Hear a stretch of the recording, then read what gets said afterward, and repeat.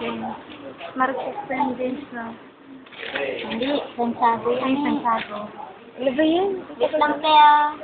Sabi dito, kahit ihiwalay ninyo ang lahat ng karumihan, ang pagpagapaw ng kasamaan at tanggapin ninyo na may kaamuan ng salitang itinanim na makapagliligtas sa inyong mga kaluluwa.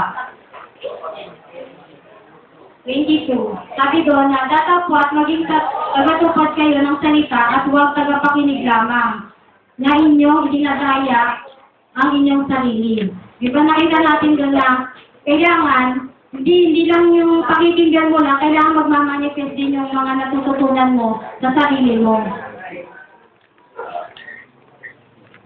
Sabi doon yung repentance, may 3 elements daw yun. Yung una, yung conviction. Pangalawa, contrition. At yung pangatlo, yung desire mo na magbago sa sarili. At yung conviction, yun daw yung just daw ay may pulang bandera. Yung bandera na doon, yun daw yung si Cristo. Sabi daw, para daw na warningan tayo sa wrong decision natin kung mali ka manuhay. At yung conviction din daw na yun, sabi dito na na kailangan daw natin na mag-iba ng daan na nakaka-align daw tayo sa salita ng Diyos. At hindi daw dito ayon sa sanlibutan. Tignan natin sa 1 John 1:8.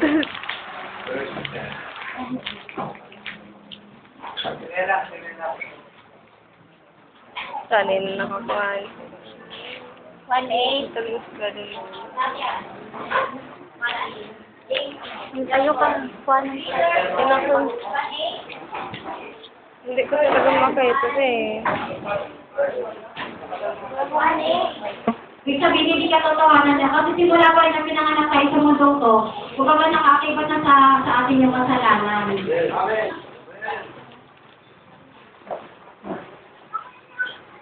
Tapos sa verse 9,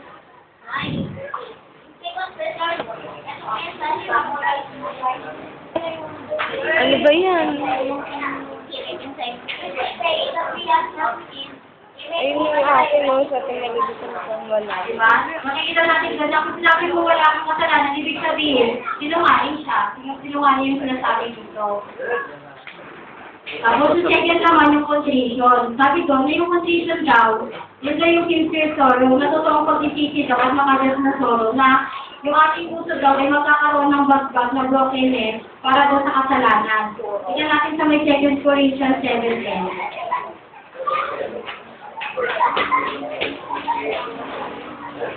Second Corinthians 7:10. Second 10. Okay, basa.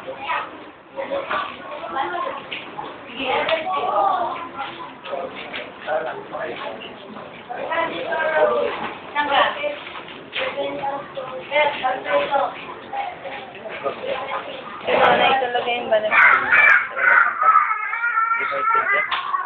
Diba, doon makikita natin na kung magsisisi ka, dapat, iaano mo na yung sarili mo, yung pagsisisi mo, dapat buong puso mong pagsisisi. At makikita yun sa sarili mo, magpaano sa'yo na yung, na talagang hindi mo na ginagawa yung mga dating, dapat pinatay mo na yung sarili mo na spiritually na pagkamatay, na hindi mo na gagawin yung mga pinasisihan mo, hindi mo na dapat gawin pang muli. Sabi din dito na magkaroon ng sincere nga daw sa totoong pagsisisi na nakagawa na natin ng una. Sabi doon na nung magkaroon daw ng earnest, magkaroon daw tayo ng earnest sa humble desire na patuloy nga daw sa paglakad sa liwanag. Ayon daw sa turo na nagdala daw sa atin, which is ang salita ng Diyos.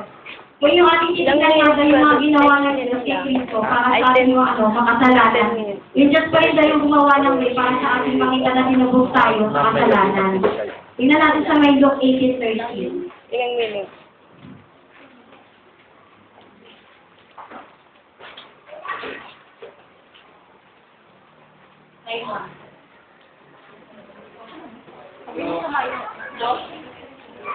Gino. Si Maricar. Patay. Ayaw. Ha? 18:30. 1830. 18:30. 18:30.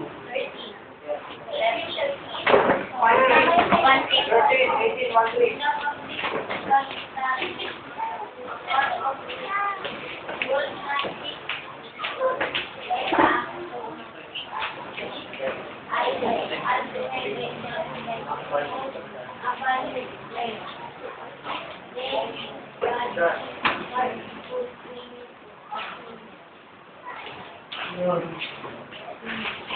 sabi din nga, kung kasalanan daw dapat ng tao yung, yung publika na daw na yon, sabi din na hindi man daw yung nakatingin daw sa Diyos at tinataburan yung, yung kanyang puso, sinasabi daw na mahabag sa kanya, yung isang makasalanan.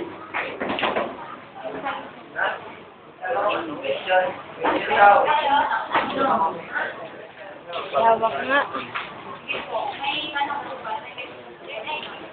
Pian tayo. Ay.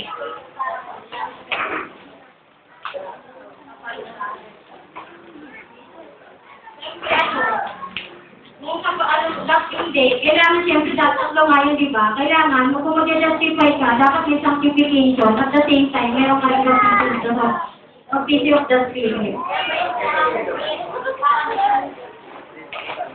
Oo. Ano ba yan? Nalalito na ba?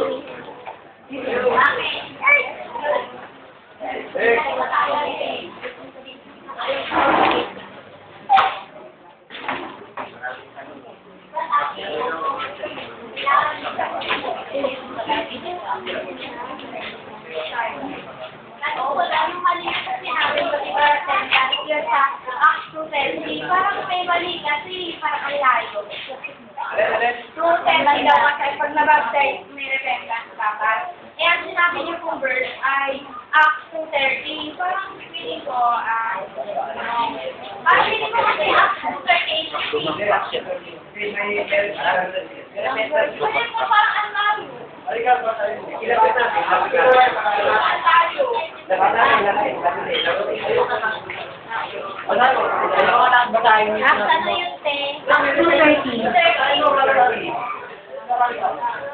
dito, palibasa ng isang propeta at sa pagkaalam na may panunumpang isinumpa ng Diyos sa kanya, na sa bunga ng kanyang baywang ay iluluklok niya ang isa sa kanyang luklukan.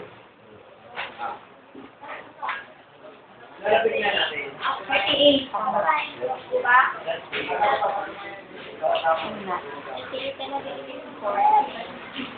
Hindi naman nakaganda sa labi sa dito. No, correction. No, correction.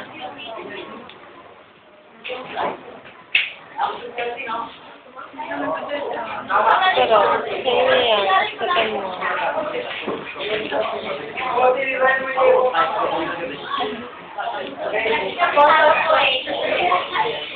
Salamat kay Charles. Maliit na lang pili ko, markahan nyo sa lero.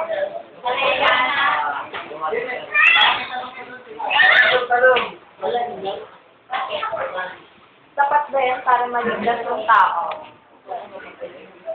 Yun na nga yung takot niya hanggang oo lang. Oo lang.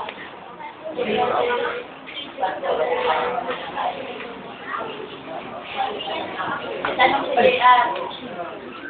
Paano malalaman ng bautismo ka na sa Holy Ghost?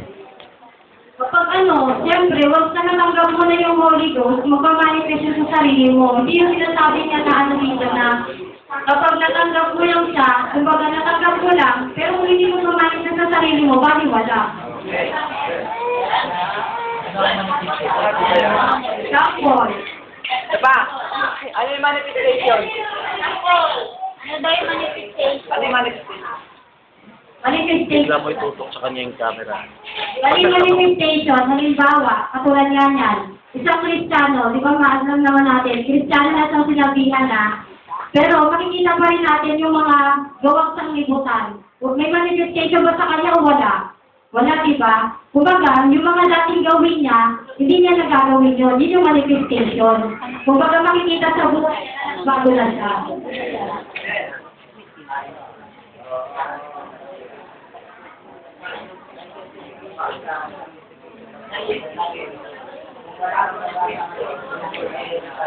Ilan na yung siya dito? Ano ba yan?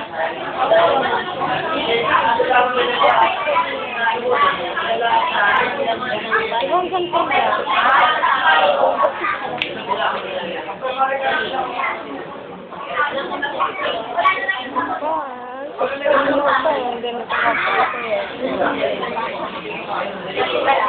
Sa akin, kung may pabasa, kung maliligtas pa ako kung Parang kalalaman kanina. kasi kung once na nasa iyo na to, yung mga natututunan mo, i-apply mo rin sa sarili mo.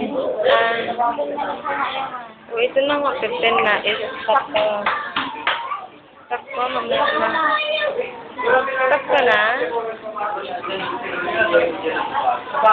Di ano,